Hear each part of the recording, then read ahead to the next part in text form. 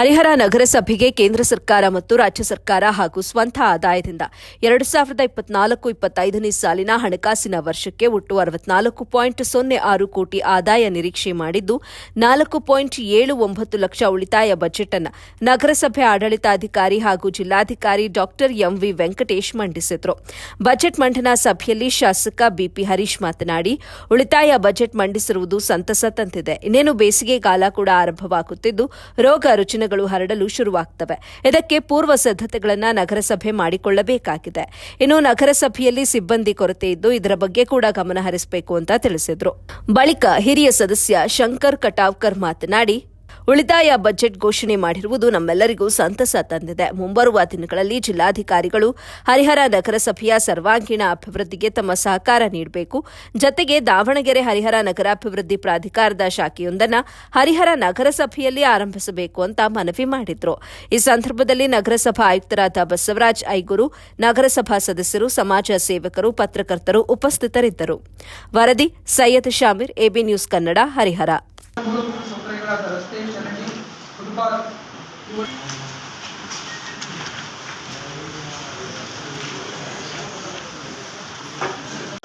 ಹರಿಹರ ನಗರದಲ್ಲಿ ಈ ಎಲ್ಲ ಯೋಜನೆಗಳು ಅನುಷ್ಠಾನವಾದಲ್ಲಿ ಹರಿಹರ ಸುಂದರ ನಗರ, ಐತಿಹಾಸಿಕ ನಗರ, ಒಂದು ರಾಷ್ಟ್ರೀಯ ಆ ಯೋಜನೆಯಲ್ಲಿ ನಮ್ಮ ಅಧಿಕಾರಿಗಳ, ನಮ್ಮ ನಗರಸಭೆ ಸದಸ್ಯರ ಮತ್ತು ಎಲ್ಲ ಸಿಬ್ಬಂದಿಗಳ ಇವತ್ತು ಜಾಗರೂಕತೆಯಿಂದ ಕೆಲಸವನ್ನ ಮಾಡಬೇಕಾಗುತ್ತೆ. ಇವತ್ತು ನೀವು ಉತ್ತಮವಾದಂತಹ ಬಜೆಟ್ ಅನ್ನ ಕೊಟ್ಟು ಹೋಗ್ತೀರಿ. ಮುಂದಿನ ದಿನಗಳಲ್ಲಿ ಇದು ಅನುಷ್ಠಾನ ಆಗಬೇಕು. ಬರೀ ಬುಕ್ಕಲ್ಲಿ ಆಗದೇನೆ ಇದು ಮುಂದಿನ ದಿನಗಳಲ್ಲಿ ಯಶಸ್ವಿ ಆಗಲಿ ಅಂತ ಹೇಳಿ ನಾನು ಮಂಡನೆಯ ಸಭೆಯನ್ನ ಕರೆದಿದ್ದು, ಈ ಸಭೆಯ ಅಧ್ಯಕ್ಷತೆಯನ್ನು ವಹಿಸಿರ್ತಕ್ಕಂಥ ಆಡುವ ಒಂದು ಕಾಲ ಈ ಬೇಸಿಗೆ ಕಾಲ. ಹಾಗಾಗಿ ಮುಖ್ಯವಾಗಿ ಕೊರತೆ ಇರ್ತಕ್ಕಂಥ ಪೌರ ಕಾರ್ಮಿಕರ ಒಂದು ಸಂಖ್ಯೆಯನ್ನು ಹೆಚ್ಚು ಮಾಡ್ತಕ್ಕಂಥದ್ದು ಬಹಳ ಮುಖ್ಯ ಹರಿಹರದಲ್ಲಿ ಅಂತಕ್ಕಂಥದ್ದು ನನ್ನ ಭಾವನೆ. ಮತ್ತು ಇಂಜಿನಿಯರ್ ಸೆಕ್ಷನಲ್ಲಿ ಇರ್ಬೋದು, ನಗರಸಭೆಯ ಕಚೇರಿಯಲ್ಲಿ ಬಹಳಷ್ಟು ಸ್ಟಾಫ್ಗಳ ಕೊರತೆ ಇದೆ.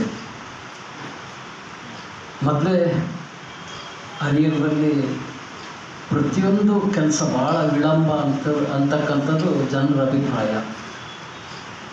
ಅದಕ್ಕೆ ಒಂದು ಕಾರಣ ಕೊರತೆ ಇರ್ತಕ್ಕಂಥ ಸ್ಟಾಫ್ ಅಂತ ನಾನು ಭಾವಿಸಿದ್ದೇನೆ.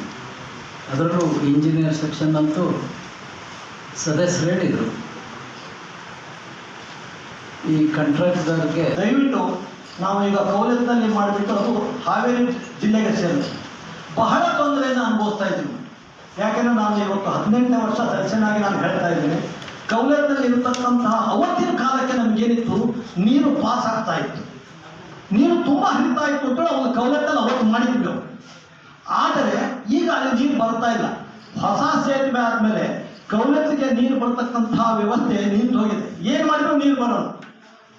ಗುಡ್ಡಕ್ಕೆ ಕಲ್ಲು ಹೊರಕ್ಕಿಂತ ಮುಂಚೆ ನಾವು ರಾಜನಹಳ್ಳಿ ಹತ್ರ 1 ಎಕರೆನೋ 1.5 ಎಕರೆನೋ ದಯವಿಟ್ಟು ಹೊಲ ತಗೊಳ್ಳಿ. ಅದು ಮಾಡದೇ ಇದ್ರೆ ಹರಿಹರ ಜನತೆಗೆ ಮುಂದೆ ಬಹಳ ಅನ್ಯಾಯ ಆಗುತ್ತೆ.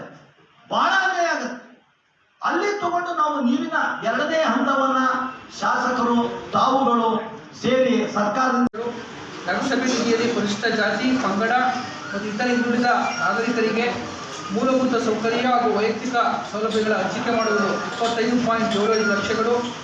ನಗರಸಭೆ ನಿಧಿಯಲ್ಲಿ ಶೇಕಡ 5 ಯೋಜನೆಯಡಿ ಅಂಗವಿಕಲರಿಗೆ ಮೂಲಭೂತ ಸೌಕರ್ಯ ಹಾಗೂ ವೈಯಕ್ತಿಕ ಸೌಲಭ್ಯಗಳ ಹಂಚಿಕೆ ಮಾಡುವುದು 4.10 ಲಕ್ಷಗಳು. ವಸತಿ ರಹಿತರಿಗೆ ವಸತಿ ನಿರ್ಮಾಣ, ವಾಜಪೇಯಿ ಮತ್ತು ಅಂಬೇಡ್ಕರ್ ಯೋಜನೆಯಡಿ 10 ಲಕ್ಷ. ನಿವೇಶನ ರಹಿತರಿಗೆ ನಿವೇಶನ ಹಂಚಿಕೆ ಮತ್ತು ವಸತಿ ನಿರ್ಮಾಣ 10 ಲಕ್ಷಗಳು. ಕಚೇರಿಯ ಪೌರ ಕಾರ್ಮಿಕರಿಗೆ ಅವಶ್ಯಕತೆ ಇರುವವರಿಗೆ ನಿವೇಶನ ಮತ್ತು ವಸತಿ ನಿರ್ಮಾಣ ಮಾಡುವುದು 10 ಲಕ್ಷಗಳು. ನಿರುದ್ಯೋಗಿ ಯುವಕ ಯುವತಿಯರಿಗೆ ತರಬೇತಿ ನೀಡಿ ಸ್ವಯಂ ಉದ್ಯೋಗ ಕಲ್ಪಿಸುವುದು 4 ಯೋಜನೆಯಡಿ 60 ಲಕ್ಷ. ನಗರಸಭೆ ಕಚೇರಿಯ ಮುಂಭಾಗ ಮತ್ತು ಇತರೆ ಪ್ರಮುಖ ರಸ್ತೆಗಳಲ್ಲಿ ಫುಟ್ಪಾತ್ ನಿರ್ಮಾಣ 100 ಲಕ್ಷಗಳು. ವಾಣಿಜ್ಯ ಮಳಿಗೆಗಳ ನಿರ್ಮಾಣ, ದುರಸ್ತಿ ಮತ್ತು ನಿರ್ವಹಣೆ 20 ಲಕ್ಷಗಳು.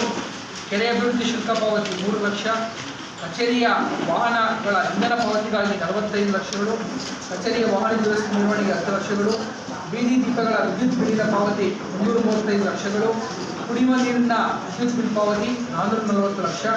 ಕಚೇರಿಯ ಬೀದಿ ದೀಪಗಳ ನಿರ್ವಹಣಾ ವೆಚ್ಚ 60 ಲಕ್ಷ, ಬೀದಿ ನಾಯಿಗಳಿಗೆ ABC ಕಾರ್ಯಕ್ರಮ ಹಾಗೂ ಬಿಡಾಡಿ ದನ, ಹಂದಿ ಮತ್ತು ಇತರೆ ಪ್ರಾಣಿಗಳನ್ನು ಹಿಡಿದು ನಿರ್ವಹಿಸಲು 20 ಲಕ್ಷಗಳು, ನೀರು ಸರಬರಾಜು ಬಿಡಿ ಭಾಗಗಳ ಖರೀದಿ 15 ಲಕ್ಷ, ಕುಡಿಯುವ ನೀರಿನ ಶುದ್ಧೀಕರಣ ರಾಸಾಯನಿಕಗಳ ಖರೀದಿಗೆ 100 ಲಕ್ಷಗಳು, ಪೌರ ಕಾರ್ಮಿಕರಿಗೆ ವಿವಿಧ ಸೌಲಭ್ಯ ಮತ್ತು ಸುರಕ್ಷಾ ಸಾಮಗ್ರಿಗಳಿಗೆ 15 ಲಕ್ಷಗಳು, ಕಚೇರಿ ಪೀಠೋಪಕರಣ ಮತ್ತು ಗಣಕಯಂತ್ರ ಮತ್ತು ಇತರ ನಿರ್ವಹಣೆಗೆ 15 ಲಕ್ಷ, ವಿವಿಧ ವಂತಿಕೆಗಳ ಪಾವತಿಗಾಗಿ 3 ಲಕ್ಷ, ಸ್ವಚ್ಛ ಭಾರತ ಯೋಜನೆಯಡಿ ಕಾರ್ಯಕ್ರಮಕ್ಕೆ 25 ಲಕ್ಷ, ನಗರಸಭೆ ವ್ಯಾಪ್ತಿಯ ನಗರಸಭೆ ಎಲ್ಲ ಆಸ್ತಿಗಳ ಗುರುತಿಸಿ ಸಂರಕ್ಷಿಸಲು ತಂತಿ ಬೇಲಿ ರೋಡ್ ಹಾಕಿಸುವುದು ಮುಂತಾದವುಗಳಿಗೆ 25 ಲಕ್ಷ, ನಗರದ ವಿವಿಧ ವಾರ್ಡ್ಗಳಲ್ಲಿ ಅವಶ್ಯಕತೆ ಇರುವ ಕಡೆ ಮೂತ್ರಾಲಯ ಶೌಚಾಲಯ ನಿರ್ಮಾಣ ಮಾಡಲಾಗುವುದು, ಅದು 25 ಲಕ್ಷ, ನಗರದ ಪ್ರಮುಖ ರಸ್ತೆಗಳಿಗೆ ಫುಟ್ಪಾತ್ ನಿರ್ಮಾಣ 50 ಲಕ್ಷ, ಹರಿಹರೇಶ್ವರ ದೇವಸ್ಥಾನದ ರಸ್ತೆಗೆ ಲೈಟಿಂಗ್ ವ್ಯವಸ್ಥೆ, ಅದು ದ್ವಾರಬಾಗಿಲು ನಿರ್ಮಾಣ ಮಾಡುವುದು 25 ಲಕ್ಷ, ಹೊಸದಾಗಿ ಸೇರ್ಪಡೆಯಾಗಿರುವ ವಾರ್ಡ್ಗಳಲ್ಲಿ ಮೂಲಭೂತ ಸೌಕರ್ಯಗಳ ಸೌಲಭ್ಯ ಕಲ್ಪಿಸುವುದು 50 ಲಕ್ಷ, ತುಂಗಭದ್ರಾ ನದಿಯವರೆಗೆ ವಾಕಿಂಗ್ ಪಾತ್ ನಿರ್ಮಾಣ ಮತ್ತು ಕಮಾನುಗಳ ನಿರ್ಮಾಣ 25 ಲಕ್ಷ, ಯಾತ್ರಿಗಳಿಗೆ ಕಾರ್ಯಕ್ರಮ ಹಮ್ಮಿಕೊಳ್ಳುವುದಕ್ಕೆ 10 ಲಕ್ಷ, ನಗರ ವ್ಯಾಪ್ತಿಯ ಪರಿಶಿಷ್ಟ ಜಾತಿ ಪಂಗಡದ ಜನಾಂಗಕ್ಕೆ ಮೂಲಭೂತ ಸೌಕರ್ಯ ಮತ್ತು ಸ್ವಯಂ ಉದ್ಯೋಗ ಕಲ್ಪಿಸುವುದಕ್ಕೆ 10 ಲಕ್ಷ, ನಗರ ವ್ಯಾಪ್ತಿಯಲ್ಲಿ ಯುಜಿಡಿ ಕಾಮಗಾರಿ ಬಾಕಿ ಇರುವ ಪ್ರದೇಶಗಳಲ್ಲಿ ಯುಜಿಡಿ ಪೂರ್ಣಗೊಳಿಸುವುದಕ್ಕೆ 60 ಲಕ್ಷ, ನಗರದ ವ್ಯಾಪ್ತಿಯಲ್ಲಿ 24/7 ನೀರಿನ ಸಂಪರ್ಕ